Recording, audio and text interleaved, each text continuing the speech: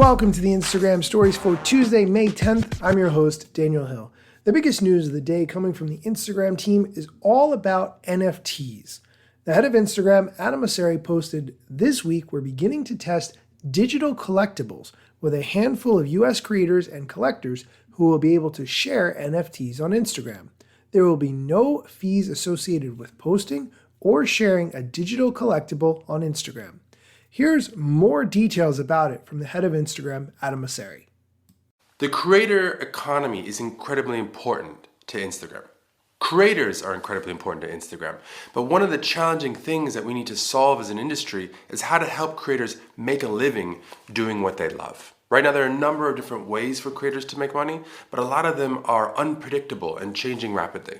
Now, we think one really interesting opportunity for a subset of creators is NFTs. The idea of owning a unique digital item. So what we're starting with this week is the ability for creators and people to share NFTs that they've made or that they bought, either in feed or in stories or in messaging. It's a limited number of people to start, and there's a lot more functionality that we're going to need to build over time, but we wanted to start small and learn from the community. Now, I want to acknowledge up front that NFTs and blockchain technologies and Web3 more broadly are all about distributing trust, distributing power. But Instagram is fundamentally a centralized platform. So there's a tension there. So one of the reasons why we're starting small is we want to make sure that we can learn from the community.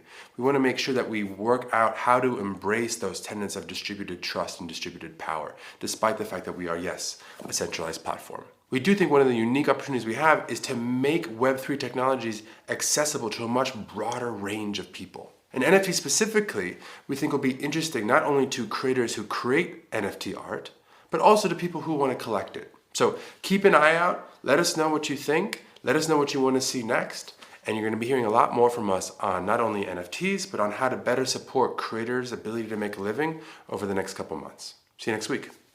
Peace. The Instagram Stories is sponsored by #Slayer.com, the easy Instagram hashtag tool to help save you time and get you more views on your posts, which is exactly what you want. I'm a big fan of this product because it makes it easy to find the most relevant hashtags for your posts today.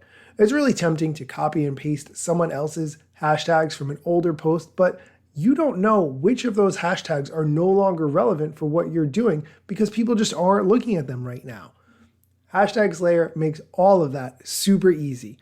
You can start growing at #Slayer.com and upgrade using coupon code IGStories to get your first month completely free. Okay, let's break down that clip of Adam Mosseri.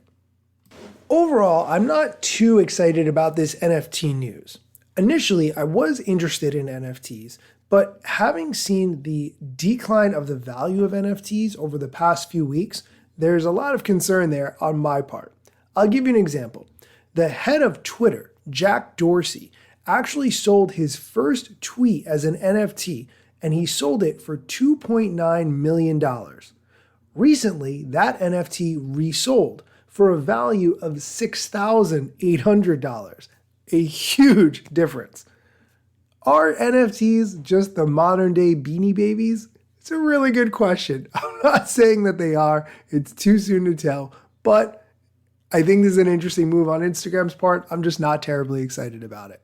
That's going to do it for today's show. Be sure to come back tomorrow for more Instagram news, strategy, tips, and much more.